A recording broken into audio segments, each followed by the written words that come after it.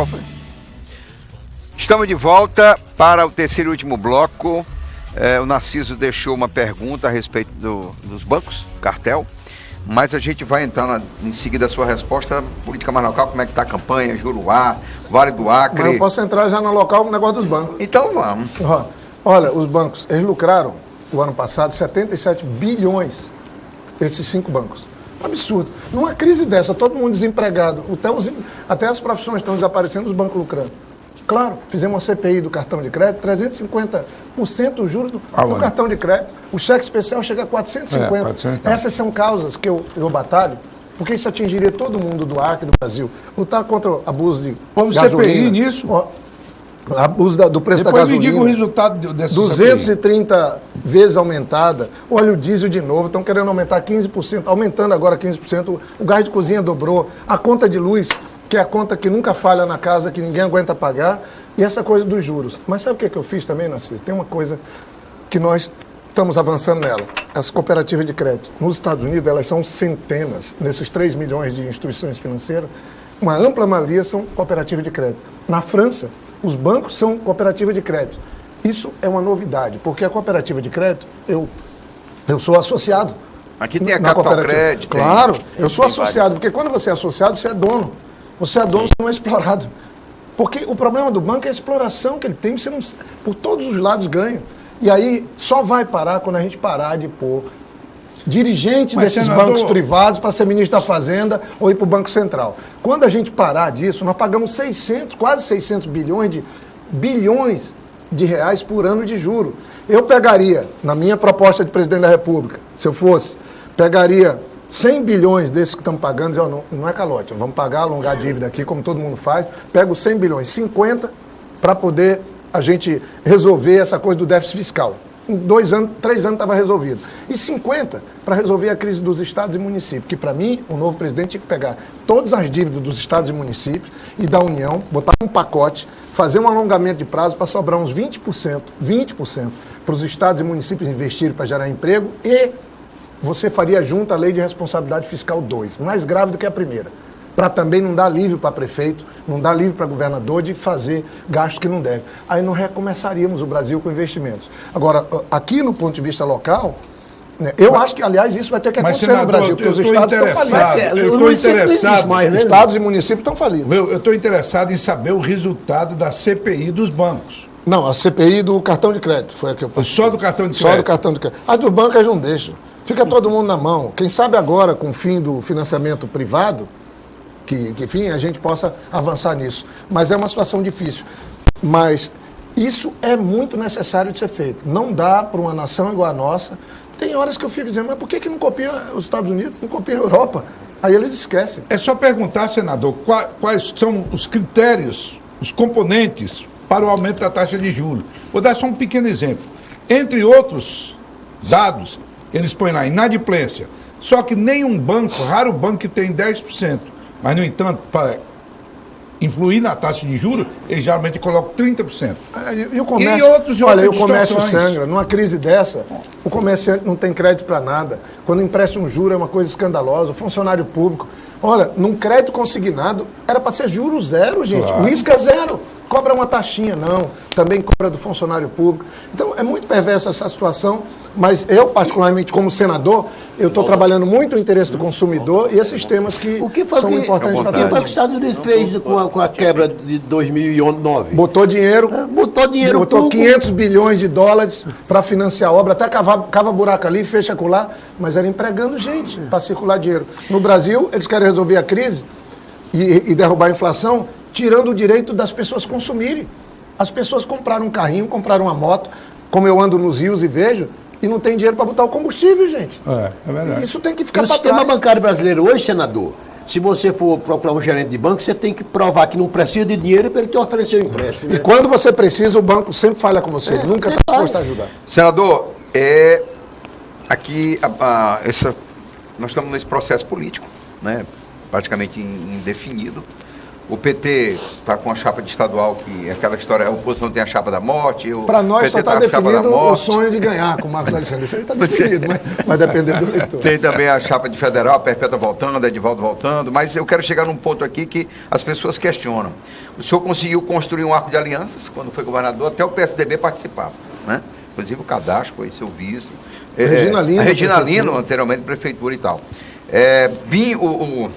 O Petecão foi presidente da Assembleia durante 8 anos. O Gladson era deputado federal da Frente Popular. O que é que aconteceu que hoje criou essa situação em que parte da Frente Popular hoje está na oposição? Os ex-aliados são os principais adversários. Os ex-aliados hoje são os principais adversários. Eu acho que as pessoas, cada um delas tem os desejos, uns têm ambição de ser uma coisa ou outra. É normal que a gente ajude as pessoas ou que elas fazem parte de um trabalho com a gente, depois cada um segue seu caminho. Mas eu acho que a oposição foi fracassando, tenta de um jeito, tenta de outro. E eles nunca fizeram uma coisa, não sou especialista em oposição. Quem sou eu para aconselhar a oposição? Mas só teve uma vez que foi uma engenharia, que eu vi outro dia no programa aqui, do Narciso e de outras pessoas que ajudaram, acho que o João Correia e outros, você citou o nome. O MDA. E mais alguns criaram o MDA, que eles uma vez só se uniram completamente e aí ganharam a disputa da gente da prefeitura quando eu era governador em 2000, com um ótimo candidato que era o Angelim, eles tinham um candidato também forte que era o Flaviano. Mas a oposição nunca gasta tempo para fazer um projeto alternativo ao nosso. Fica criticando, inventar crítica à florestania. Ou me desculpa o termo, não gosto muito, ou é burrice, ou é falta de conhecimento, que também dá na mesma coisa, né? Mas nunca teve. Eu sempre trabalhei... Hoje tem, né, agora? Hoje eles têm um projeto alternativo. Não, eu acho que é pior agora. Porque agora o projeto alternativo é o seguinte: destruir a Frente Popular, derrotar isso. Para mim, é agronegócio. Não, estão pensando muito em cima do agronegócio, por exemplo. Agronegócio. Eu tenho até aqui uma coisa. O Tião, agora tu perguntou, o Tião investiu muito no setor produtivo. Isso é um fato. Todo mundo tem que reconhecer e tal. Mas eu, por exemplo, quando nós trabalhamos aqui em Plástico de Castro, Acrelândia, Campinas, Senador Guiomar e até mesmo Porto Acre, Capixaba e Rio Branco, o meu plano era transformar essa região aqui numa espécie de Sorriso lá do Mato Grosso. Por quê? Porque é um relevo fantástico, tem um solo muito bom, bem drenado, todo estudado. Quando eu fiz zoneamento, aí nós metemos o asfalto, fizemos todas as estradas aqui, 317, 475, melhoramos todas as estradas e botamos eletrificação rural. Falei, agora é a hora de pegar e mecanizar tudo e a gente ter aqui. Então, eu não vi o pessoal da oposição com essa visão.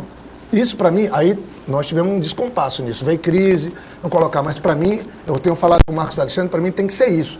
E senador, você leu o plano de governo hoje que o Gladson Camelim está apresentando à sociedade, o plano como alternativa ao desenvolvimento do PT, você leu? Não, eu não li e é interessante eu ajudei ajudei a fazer, porque eu participei dos debates, o nosso foi construído a muitas mãos, mas eu espero que a oposição apresente, que ele coloque plano. Tem um bom claramente projeto. um plano para a sociedade como um todo, e eu particularmente como acreano, com a minha vivência, eu quero seguir dando, como o Marcos me permite.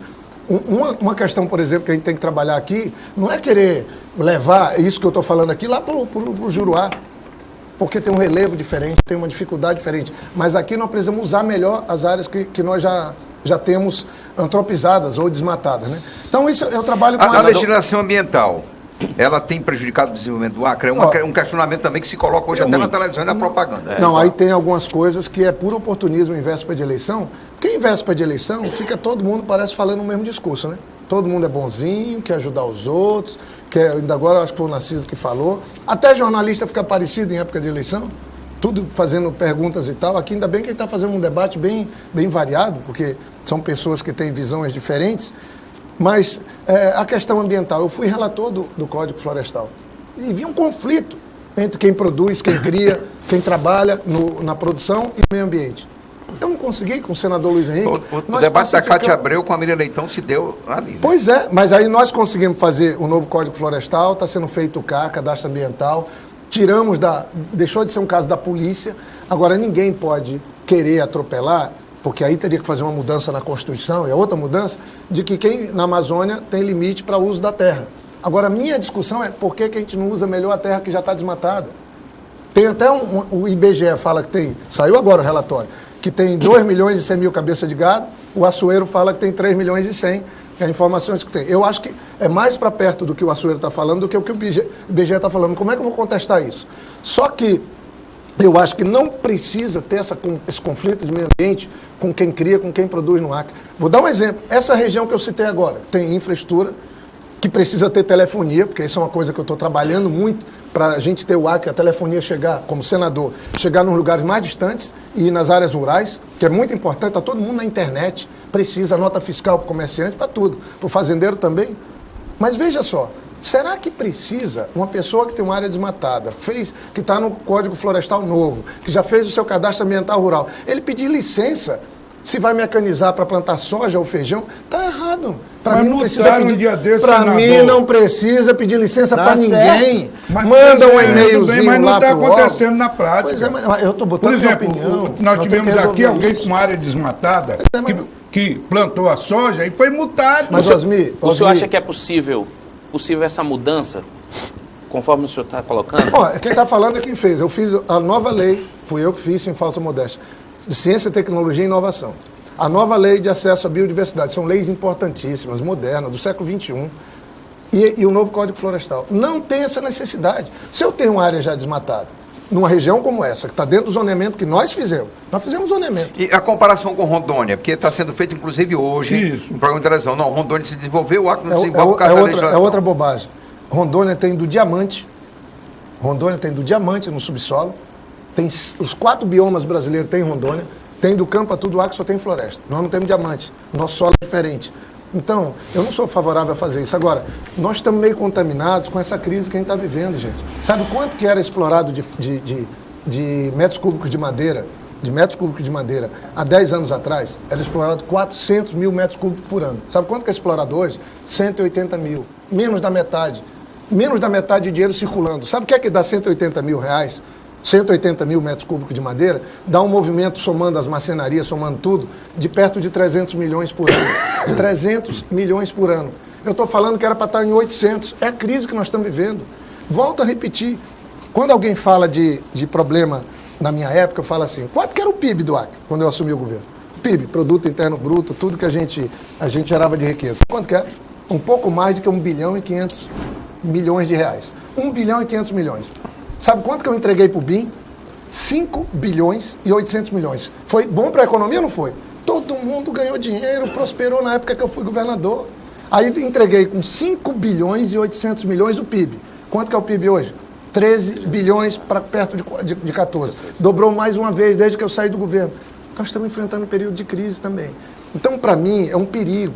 O Acre tem que ter produção do agronegócio, tem que ter agricultura familiar. Sim. Olha a castanha, queriam destruir os castanhais. 40% de tudo que o Acre exportou ano passado, castanha. Está todo mundo ganhando dinheiro. Eu fiz uma lei. Eu fiz uma lei em 99, a lei Chico Mendes, 1999, 13 de janeiro. Aprovei, era o Álvaro Romero, o presidente da Assembleia. Aprovei uma lei dizendo, vamos subsidiar a castanha. Se eu não tivesse feito a castanha, era R$2 a lata. Sabe quanto que chega? 80. Chegou até a R$140 a lata. Foi bom ou não foi bom? Então, eu acho que a gente tem que achar o nosso modelo de desenvolvimento, que é uma soma de uma série de fatores. Senador, inclusive a agropecuária. Esse assunto que ele está discutindo é fundamentalmente importante, não se discute. Mas tem algumas perguntas que nós não podemos deixar sem fazer lá. Será que é de política? Não. Dia 11. Eu preferia o PT indica a Haddad candidato a presidente da República? Olha, a pergunta que faz, por que o PT não tira, no Japão o Haddad e tal? Quem botou o PT nessa encalacrada foi o Judiciário. Quem tem que dizer que o Lula não é candidato e que a gente tem que arrumar outro, dar a última palavra ao Judiciário. Pronto, explica. Se no dia 11 o último recurso for julgado, o Judiciário vai ter que dizer, o Lula não pode ser candidato, nós não queremos ou não pode, ou a lei não permite, a lei deles, que eles interpretam, e aí a partir daí vai ter um candidato. Senador, eu quero voltar ainda à questão da economia. Eu quero voltar ainda à questão da economia do Acre. Você acha razoável que um cidadão proprietário de terra, primeiro o Acre já está com mais de 60% de sua área preservada. Área ecológica, área disso, área daquilo. São 88%. Já preservado? Não, já é reserva, tá, aquilo ali está. Temos 14% da área que a gente pode usar. Aí o cidadão tem a propriedade da terra, só pode utilizar 20%, que para mim já é um absurdo. Para mim já é um absurdo. Responde pelo restante, né? Aí depois os 20% em cima de um monte de regras que tem de preservação para a planta, de toda forma. Como se produzir no Acre com uma situação dessa? Nós seremos adoradores de floresta? Porque uso muito a expressão, não, nós temos que fazer pesquisa, mas nunca eu vi pesquisa que colocasse o Acre em desenvolvimento nisso. Nós não temos. Osmir. Nós temos muita miséria no Estado, senador. Olha Nós temos bem, que reconhecer isso. Não, vamos aqui. Ó. Nós tínhamos, com o programa do governo federal, nós tínhamos tirado o Brasil do mapa da fome. Eu ando todos esses rios, aí eu fico triste de ver as pessoas com preconceito contra um programa tipo Bolsa Família, contra o seguro defeso de um pescador, que durante 4 meses recebe um salário mínimo, porque ele não pode pescar naquele período, para poder ter peixe no ano que vem, para o peixe poder desovar, poder os peixinhos ficarem um pouco maiores. Aí eu via pessoas com preconceito dizendo que isso estava alimentando a malandragem das pessoas. Olha, eu ando no Rio, a pessoa diz assim, ó, R$450 para mim, agora o governo Temer está cortando. Cuidado para a gente não confundir. Mas isso é um sintoma de que ele não tem emprego, não conseguiu se desenvolver. Osmir, depende. É um sintoma. A pessoa que mora no Alto Rio, eu fui agora no Porto Rubim, sabe quantas horas dá de canoa lá de Feijó até o Porto Rubim? 6 dias. Sim. 6 dias de canoa. Eu peguei um barco um pouco maior e fui até lá, Porto Rubim. Vá conversar com uma pessoa dessa. Mas, senador... Ele mora 6 dias de viagem. Sabe quantas vezes ele vai na cidade por ano? 1 ou 2. Nós fomos ocupados assim. Senador... Eu só quero levar a cidadania para lá. Essa pessoa tem que ter o telefone. Mas aí às vezes... Deixa eu lhe colocar. Mas às vezes é modelo de cabeça. Na minha época de jovem, no Juruá, eu percorria já o Taumaturgo, Porto Valtra, andei muito. Não tinha a miséria que nós temos hoje. Mas, claro, ninguém vivia de Bolsa Família, senador. Eram poucas. Não, mas não é ninguém vivia de Bolsa Família. Não é viver Família. de Bolsa Família. É ajudar a pessoa que está precisando. Se a gente não for generoso com quem está precisando, o Brasil é um país injusto. Por que não se era generoso, não tinha fome naquela época? Não tinha fome. Senador, me permitam só... Nós tínhamos uma população diferente. Essa é uma situação preconceituosa da gente não ajudar os pobres. Depois, sabe quanto? Eu só estou pondo aqui, Osmir. Sabe quanto? Nós estamos com 62 mil assassinatos por ano. 62 mil assassinatos por ano. 50% deles são jovens de 15 a 19 anos. Osmir, ou a gente cuida da nossa juventude, abraça, ou a gente cuida dos mais pobres, a gente gera emprego, ou então nós vamos seguir contando. Então, é só isso que eu estou falando. E quem pode fazer é isso, porque a Amazônia vive desse jeito, sabe por quê? Porque os governos não têm endereço para a Amazônia lá, parece que é uma maldição ser da Amazônia. Por isso que eu sou uma voz da Amazônia lá gritando. Nós não podemos limpar a agenda do Brasil ambiental e depois eles não darem nada para cá. Não dá nada para os municípios, não dá nada para o Estado. Por isso que eu sou candidato a senador, para ser a voz do Acre, a voz da Amazônia lá, para que esse tipo de coisa não aconteça. Senão nós vamos ter que discutir miséria. Senador, e não posso aceitar miséria numa região tão rica como a nossa. Nisso eu concordo contigo. Senador, para esse momento que nós estamos vivendo e que vamos viver das futuras gerações, o senhor deu um dado em relação aos jovens, né? Qual seria, então, o que nós precisaríamos fazer, o nosso Estado, para gerar o emprego, para gerar renda, para que nós possamos desenvolver verdadeiramente? O senhor, como senador, de que forma o senhor pode contribuir, caso seja reeleito, para que o nosso Estado possa desenvolver, para que nós possamos gerar emprego e renda, para que nós possamos ter verdadeiramente um Estado em que as pessoas, mesmo que nós tenhamos pessoas que estão com seus empregos, mas outras, nós sabemos, estão desempregadas. E em meio a uma crise, é natural que a gente busque os culpados. Mas nós precisamos dar um passo à frente. Esse novo Acre, como seria? Olha, só completando a pergunta dele, trazendo a memória, no seu governo tinha uma bolsa para jovem. Me lembro que muitos jovens recebiam por ano, assim a gente conversava sobre isso. E acrescentando a pergunta dele também, a violência. Como se combater essa violência nos jovens? Olha, essa é uma situação que é gravíssima, porque ela vem como consequência desse todos contra todos que o Brasil vive. Veja, para mim é mais fácil falar. Sabe por quê? Porque quando eu peguei o governo do Acre, nós tínhamos o crime organizado aqui. O índice de violência era altíssimo. Nós criamos policial da família, nós fizemos uma ação conjunta com o Ministério Público, com Justiça, com todo mundo junto, para não ser culpado, e nós conseguimos reduzir drasticamente a violência. A violência em Rio Branco chegava, na minha época, a 50 mortes para cada grupo de 100 mil. Isso é uma epidemia. Só um país consegue chegar nesse número, Honduras. O Brasil sabe quanto que está agora? 30. E no Acre, nós passamos de 50 agora de novo. O Nordeste explodiu com as facções. Isso é uma coisa terrível que está acontecendo. Uma matança generalizada, como disse... Meu Rio Grande do Norte, 60. Quando disse o Narciso... Não, o Ceará. Nós não somos oriundos de cearense. Fortaleza é a cidade mais violenta que tem. 3.163 mil até ontem. Agora, olha, por que eu digo que a gente está contaminado com o ambiente de crise? Quem fez esse impeachment, gente?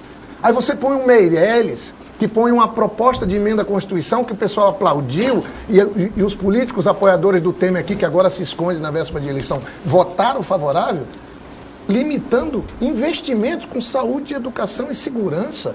O governo Temer não mandou R$1 para o governador Tião Viana enfrentar. Não tem como enfrentar a facção. Não tem como enfrentar a violência no área de fronteira se não for uma ação conjunta das Forças Armadas. A Polícia Federal aqui tem que tratar de tráfico de arma e tráfico de drogas. E o Exército, né? Não tem sentido. Então, para mim, tem que ter de novo aí uma pactuação nesse propósito. Como você falou de crise, para mim é mais tranquilo. Porque quando eu assumi estava assim, a gente começou a fazer investimentos e nós fomos para o pleno emprego. Agora, nos últimos 3 anos, o Brasil virou um caos. Os estados não estão pagando mais salário. Sim. E aqui está sendo pago. Então, para mim, quando eu falo de repactuação, é para a gente ter essa perspectiva. Aí alguém fica querendo botar a culpa, até na época que eu era governador, que não tinha crise. Mas naquela época foi fantástico. Eu volto a repetir se for necessário. Nós pegamos o estado. 60% das pessoas do Acre trabalhavam em governos e 40% na iniciativa privada. Hoje, 38% trabalham nos governos todos e nós temos mais de 60% trabalhando na iniciativa privada. O PIB era de 1,5 bilhão, um pouco mais, de 1,5 bilhão, agora é de 14 bilhões. Olha o crescimento que houve nisso. Só que quando a gente olha agora para os tempos atuais, tem jovem que está desempregado há 3 anos, meu irmão. São 12 milhões de desempregados no Brasil. Um menino desse que completou 18 anos, está dentro de casa, e a mãe diz, vai trabalhar, menino. O que é que tu está fazendo aqui? É horrível para ele, é horrível para a mãe. E esse menino é uma presa fácil por uma facção dessa, por conta de querer ter um celular, de querer comprar um tênis. Nós não podemos destruir a nossa juventude. Eu vou trabalhar como senador atrás do primeiro emprego remunerado que eu criei quando era governador. Trabalhar para que o Brasil faça isso para abraçar os nossos jovens. E a gente pegar a cultura e esporte, trazer de volta as leis de incentivo à cultura e esporte que eu implantei quando era prefeito e governador. Rapaz, um jovem não tem que estar pedindo, ou uma comunidade, complete camisa para político, pedindo bola para político. Nós temos que ter políticas públicas. Eu implantei aqui políticas públicas que ele faz o projetinho dele, aprova, monta o campeonato dele, cria o grupo de dança, cria o grupo de teatro, o grupo de música e segue. Os países que fizeram isso no mundo inteiro venceram a violência. Então para mim é muito importante retomada de investimentos. Retomada de investimentos. A gente vê o Brasil dando certo de novo, por isso que eu trabalho com 2 frasinhas. 2 palavras, fé e esperança. Estou nessa. O senhor deixa claramente antever, e eu até concordo, que no seu governo foi um governo de certa prosperidade. E desandou de lá para cá, aqui no Acre. Desandou em vários aspectos. Notadamente na questão do desenvolvimento econômico. No desandar tem uma divergência, mas eu explico daqui a pouco. Que gerou esse grande desemprego que nós temos. A violência é também fruto do desemprego, da pobreza, da miséria, né, que nós estamos convivendo neste país. Eu não diria só no Acre. Não é no Acre. Também, é um problema, né? Senador, o senhor tem 1 minuto para fazer um comentário por causa da questão do tempo da justiça eleitoral. Nós podemos extrapolar. Não, eu vou. Mas nós não vamos fazer. Tem uma certa divergência. Por isso que eu quero encerrar para fazer o comentário. Por isso que eu estou dizendo, tem uma certa divergência nisso. Que a conversa que o governador Tião Viana fez muitos investimentos.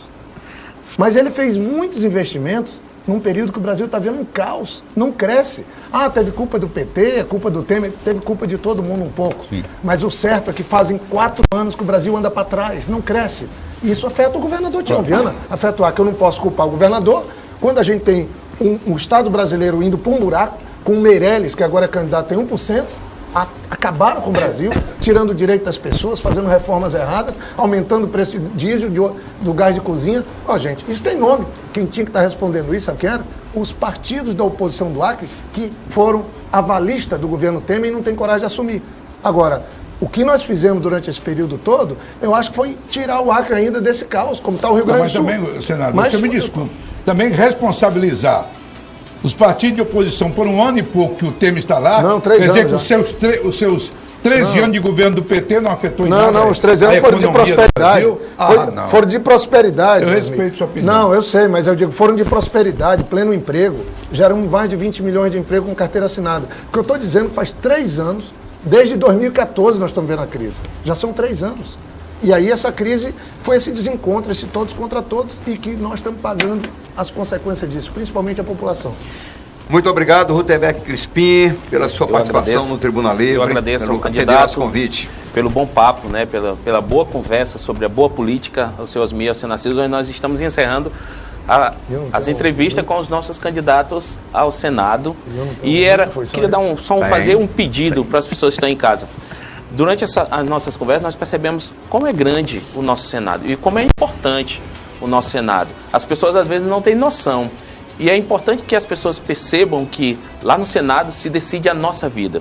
As pessoas, às vezes, elas valorizam aqueles de quem elas vão atrás no imediatismo. É aquele que vai resolver o problema dela de forma imediatista. Mas o Senado é muito importante, por isso nós precisamos eleger senadores que verdadeiramente se preocupem com a nossa população, com o bem do nosso Estado, com o desenvolvimento do nosso Estado. Nós tivemos grandes nomes no Senado e nós podemos ter um Acre do tamanho dos outros estados, com boas representações. Nós podemos ter um Acre grande, valorizado, se nós soubermos escolher os nossos senadores. Osmir. Eu vou continuar com o mantra. Mantra, eu vou até as eleições. É aquilo que eu quero iniciar lendo o artigo 1º, o parágrafo único do artigo 1º da Constituição, que apesar dos comentários que foram feitos aqui contra ela, eu ainda considero o ponto inicial, primeiro, da democracia no Brasil, segundo, de novos tempos que foram gerados. Bem, o parágrafo único diz o seguinte: todo poder emana do povo, que o exerce por meio de representantes eleitos ou diretamente, nos termos desta Constituição. Em outras palavras, é você que muda este país. Nós discutimos aqui com o senador Jorge Viana e com os demais participantes os inúmeros problemas que o país tem. O senador apontou muito brilhantismo, vários deles. Quem pode mudar isso é só você. Para com essa mania de dizer eu não vou votar porque político é tudo bandido. Acaba com isso. No meio da política tem homens bons, decentes, sim. Eu diria até que a grande maioria é de bons e decentes. Escolha um bom e decente para votar, mas não se omita. Não se omita. Você deixando de votar, o canalha vai e vota em outro canalha. Narciso. Eu quero que o senador Jorge Viana entenda como quiser. Eu me darei satisfeito com a sua reeleição. Obrigado. Senador Jorge Viana, é a sua vez. Eu queria agradecer vocês, queria agradecer o Osmir, o Narciso, por essa manifestação última. Aumenta só a minha responsabilidade. O Crispim também, que é um jornalista militante. E você, Astério, por essa oportunidade que eu tive. Queria me dirigir para as pessoas que estão em casa assistindo. É um momento muito delicado na vida nacional. Nós precisamos ter o mínimo de bom senso, a união de todos nós, para ver se a gente enfrenta esse tempo de dificuldades e traz de volta o ânimo, a prosperidade. É isso que está me movendo, sinceramente. E eu, como candidato ao Senado, eu estou aqui pedindo o voto das pessoas, porque eu acho que eu posso ajudar com a minha experiência, com a minha vivência. Mas eu compreendo que há uma desconfiança generalizada, mas quando as pessoas olham para o currículo de cada um, se a gente vai arrumar um emprego e não apresenta o currículo, eu quero que as pessoas olhem o meu currículo. O que eu fiz na prefeitura, o que eu fiz no governo, o que eu estou fazendo no Senado, porque o Senado é muito importante, é a instituição mais antiga da República. Em 2024 agora vai completar 200 anos. 200 anos. Criada pelo Dom Pedro II. Gente, lá no Senado o Acre pode ser do tamanho de São Paulo. E se a gente levar isso na brincadeira, com piadas, ou com bravatas, de véspera de eleição, não dá nada. Por isso que eu espero ser a voz do Acre lá no Senado. Aqui eu converso com as pessoas, eu dou minha opinião, mas lá no Senado eu tenho que falar grosso, tenho que falar alto, eu tenho que ter conteúdo. Não importa se eu estou enfrentando o senador de São Paulo, do Rio de Janeiro ou do Rio Grande do Sul, porque lá eu estou falando em nome de todos os acrianos. Lá eu estou falando em nome de todo mundo que escolheu o Acre como sua terra. Então, com responsabilidade, eu procuro honrar esse mandato de senador que agora está à prova. Se dos 3 senadores eu merecer ter esse voto, eu vou ficar muito agradecido. O outro nome que a gente está pondo é o do Ney e o nosso candidato para o governo é o Marcos Alexandre. Eu espero, sinceramente, contar com o voto de vocês para que eu possa, com a minha vivência, com a minha luta, com a minha disposição, com minha fé e esperança, ajudar o Brasil a vencer esses tempos difíceis e levar o nosso Acre, o nosso amado Acre, lá na frente. E falo isso no dia 7 de setembro de 2018, Dia da Pátria, porque é ela que nos une a todos. Está registrado. Está registrado. Antes de você encerrar, eu quero dizer que na próxima semana eu não estarei participando do programa. Eu estou avisando isso, porque senão Ok. o Narciso vai dizer que me suspendeu, tá? É verdade. Encerramos por aqui o ciclo de entrevistas com os candidatos ao Senado. Na próxima semana vamos começar com os candidatos a governador do estado. Você é nosso convidado no Tribuna Livre Especial, TV Rio Branco nas eleições 2018. Tenha uma boa noite. Obrigado, senhor.